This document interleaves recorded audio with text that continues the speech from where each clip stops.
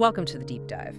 Today, we're looking at something pretty unique, source-wise. There's this immediate kind of stark contrast. Yeah, it's fascinating. You've got this really personal devotional on faith based on ancient scripture. Focused entirely on the future, on reward. Exactly. And then, boom, Yeah. right alongside it, you have this real-time report, a devastating natural disaster unfolding in eastern Taiwan in Hualien. Right. So the core idea is faith looking forward from Hebrews 11.6.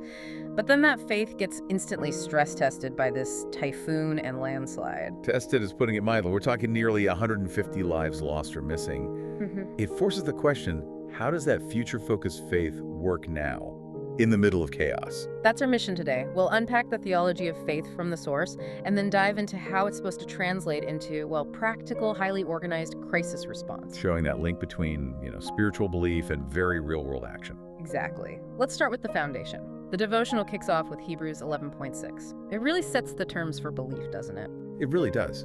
It's pretty uncompromising. The commentary highlights this. Without faith, it is impossible to please God.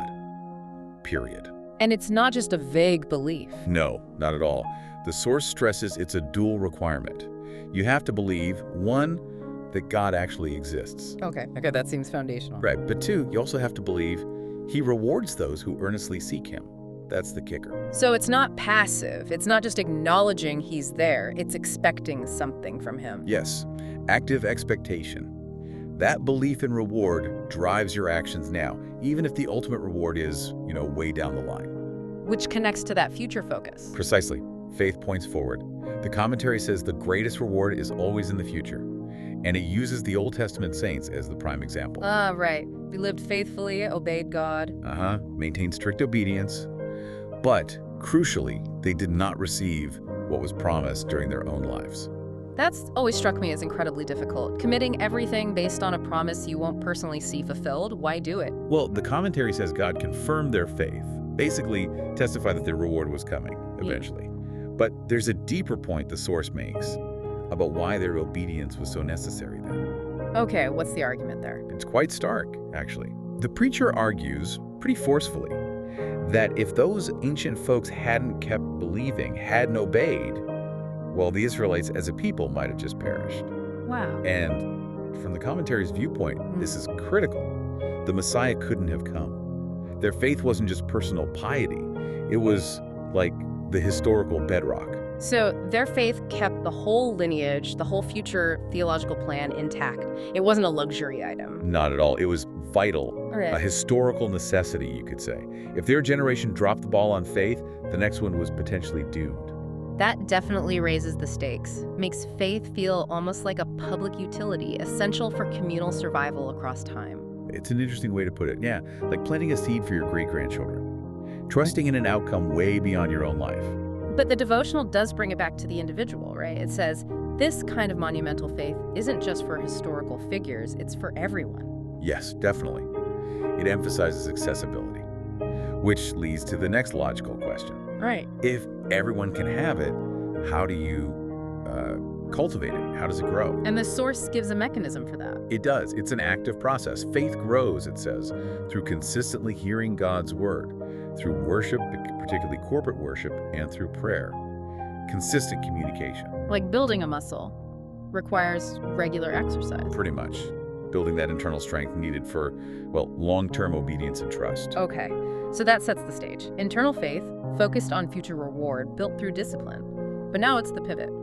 How does that translate when the long term becomes the next 30 minutes? And that's the jarring shift in the source material. Pastor Hu Zikian, the speaker, even says he felt, quote, a little guilty. Guilty? Guilty talking about peace and future blessings. When, he's looking at an utter devastation right then and there. It makes the whole thing incredibly immediate. And this devastation wasn't abstract. The report is dated September 25th. It's talking about events from just the day or two before. What exactly happened in Hualien? The trigger was Super Typhoon Huaguasha. It passed near southern Taiwan around September 22nd. Didn't score a direct hit on Hualien, but... The rainfall. Exactly. Massive amounts of rain dumped on eastern Hualien.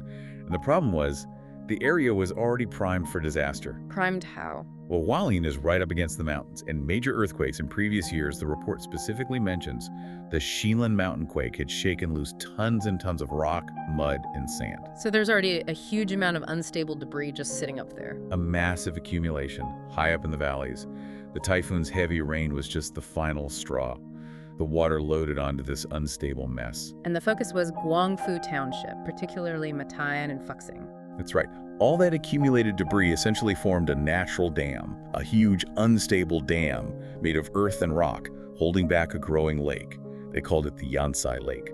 A landslide dam? That sounds terrifyingly unstable. Highly unstable. And as the rain kept pouring, the water built up behind it until, on September 24th, the dam just failed. It breached.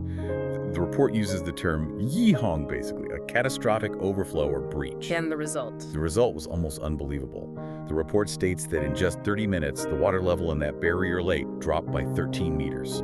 13 meters down in half an hour. It's hard to even picture that volume. How much water are we talking about? Okay, get this. The Hualien report calculated it. They estimate the volume of water, mud, and rock released was equivalent to 26,800 standard Olympic-sized swimming pools. 26,000 pools released downstream all at once. All at once. A torrent of water, mud, boulders.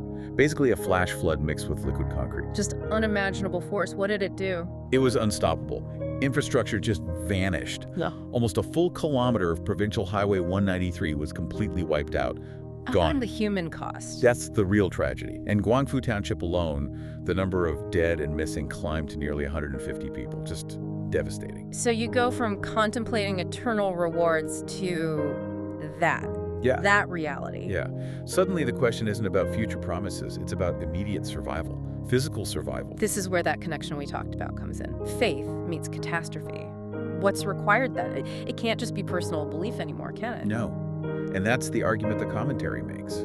That spiritual commitment, that faith, has to translate into immediate practical wisdom, actionable wisdom. So the church's role shifts. In a crisis like this, yes. The source suggests its true value isn't just, say, evangelism or building projects, but its deep connection to the local people and its ability to provide actual service to the community, to the land itself, when disaster strikes. It moves from focusing only on the spiritual to operational effectiveness. You got it. That internal faith, that belief God rewards those who seek Him. It needs to be paired with practical organizational wisdom. You need leadership that can manage the chaos. Manage the chaos? How? Well, the source talks about preventing panic, preventing people from running around like, and this is the phrase used, headless flies. Unmanaged chaos just makes everything worse. So you need structure, organization, almost like a military operation in some ways. Exactly. Which brings us to Pastor Panshin. He's mentioned specifically. Right, the pastor being sent to lead reconstruction. Yes, Pastor Panshin from Dan Church. He's scheduled to arrive in Fuxing, the devastated area, on October 12th. And his role, the report makes clear, is much more than just spiritual comfort. He has to be a commander. A commander. In a disaster zone, that sounds like an incredibly demanding job. What does that actually involve, according to the source? It's intensely practical, pure logistics and organization, really. He needs to be able to quickly assess situations, make judgments to avoid more risk or wasted effort. Okay, assess. Then, efficient organization, getting the right resources to the right place. And that means knowing the difference between, say, cash donations, physical materials, the right kind of personnel, or maybe heavy machinery. They aren't all useful at the same time or place. And coordinating all the help coming in, that must be chaos too. Huge challenge. Coordinating external aid money, materials, volunteers, equipment arriving from all over. Imagine trying to direct that effectively when communications are down, roads are out, and everyone's traumatized. You need real organizational skill to turn goodwill into actual help, not more confusion. Absolutely. Think about it. How do you stop 5 different groups bringing truckloads of blankets when what you desperately need are generators and water pumps? The commander needs that wisdom. So the faith is expressed not just in prayer, but in flawless resource management. That seems to be the argument. That level of organizational competence is the expression of faith in action during the crisis. It's the test. And the goal isn't just keeping spirits up, but achieving a tangible, positive outcome.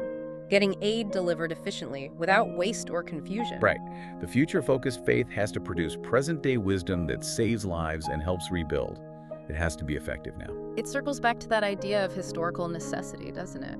just like the ancient saints' faith was needed for future generations. The church's organizational skill now is needed for this generation in Hualien to survive and recover. The competence validates the commitment. Okay. So let's wrap this up. Our deep dive shows this real tension. You have the spiritual ideal, faith, looking towards a future reward. And then you have the gritty reality, faith and action demanding sharp organization, practical wisdom, efficient logistics right now, just to cope. And the source was very specific about needing ongoing support. The preacher asked for prayers for Taiwan, yes, but also stressed the need for sustained concern, not just writing a check and forgetting about it. Because reconstruction takes time, a long time. A very long time.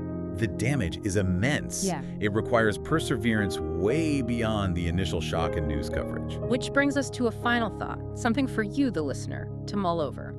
The source puts huge value on this organizational wisdom, this efficient coordination, right alongside belief.